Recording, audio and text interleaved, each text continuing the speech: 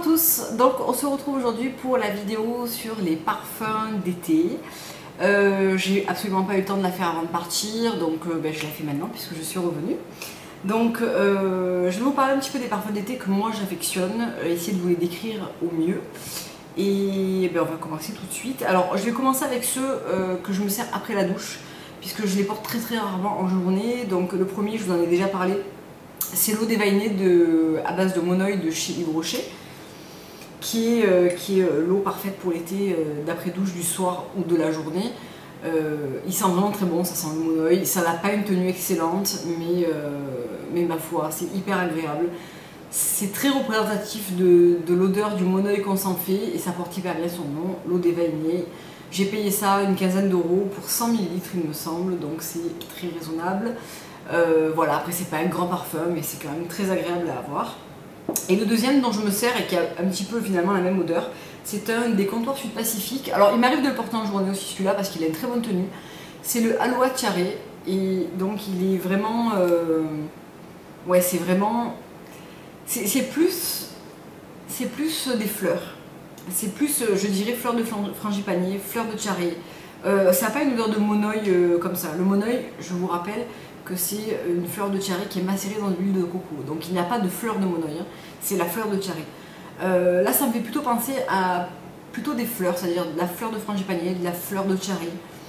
Peut-être un petit peu d'hibiscus. Ça sent très bon. Si vous le sentez comme ça sent rapidement le monoeil effectivement, mais moins le monoeil attendu que dans Yves Rocher quand même. Il tient très bien.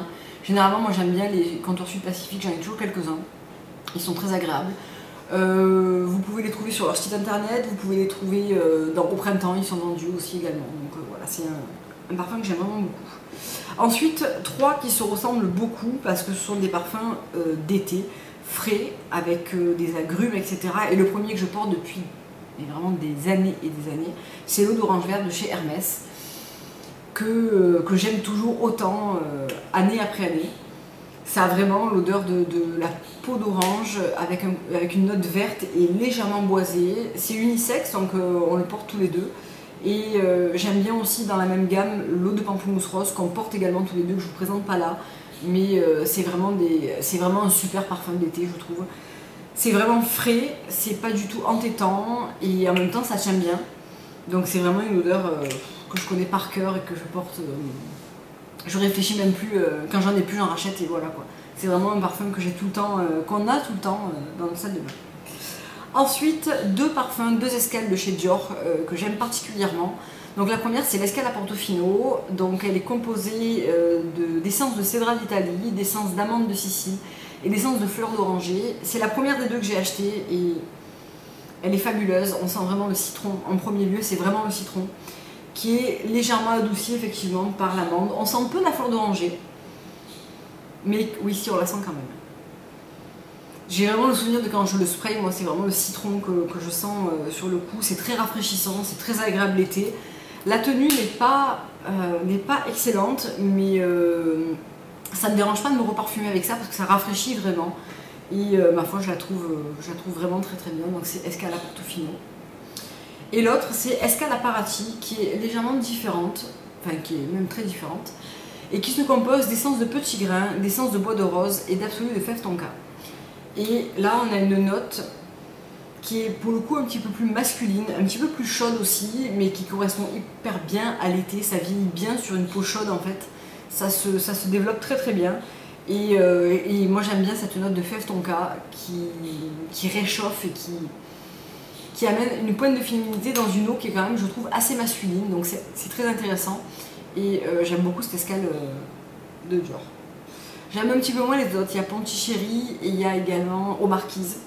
Je les aime moins, je me suis pas laissé tenter parce que je les trouvais pas, voilà.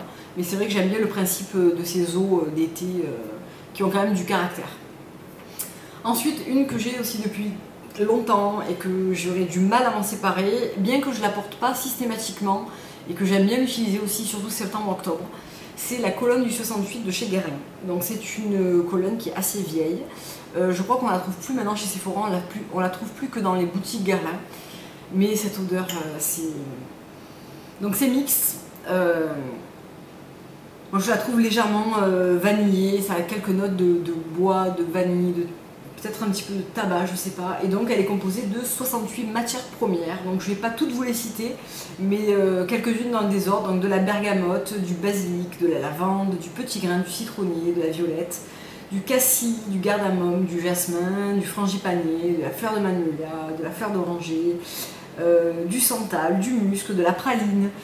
Donc voilà, vous avez toutes les essences qui sont présentes dans ce parfum. Et ça en fait quelque chose de... Je connais personne qui porte ça en fait. Et souvent quand je la mets, on me demande ce que je porte. Donc c'est signe que ça interpelle.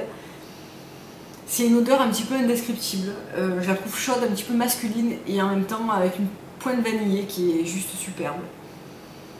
C'est un parfum avec beaucoup de enfin, je trouve qu'il est très raffiné et qui fait très élégant. Et je l'aime vraiment, vraiment, vraiment beaucoup. Si vous avez l'occasion, allez le sentir parce qu'il est vraiment pas évident à décrire et il évolue tout au long de la journée. Donc c'est pas évident de capter l'odeur exacte et vous la décrire, mais cette odeur pour moi c'est une tuerie. Après ça plaira pas à tout le monde parce que moi je n'aime pas les parfums qui sont très sucrés, très bonbons, très fleuris. Je suis quand même attirée par les parfums qui ont une pointe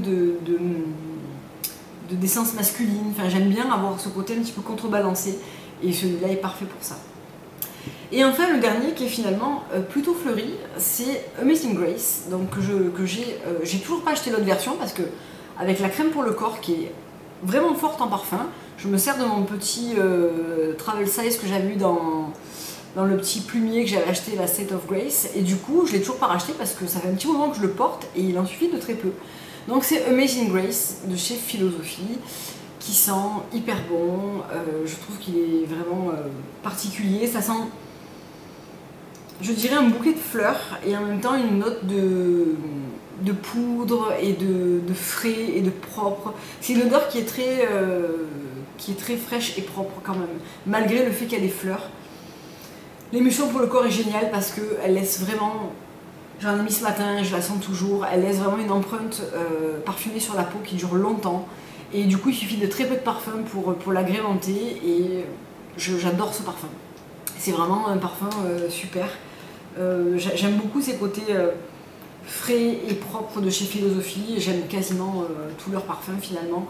Et celui-là ne déroge pas à la règle. Donc je pense que c'est leur numéro 1, Amazing Grace. C'est celui qui est sorti en premier. Ou celui qui a eu le plus de publicité en tout cas.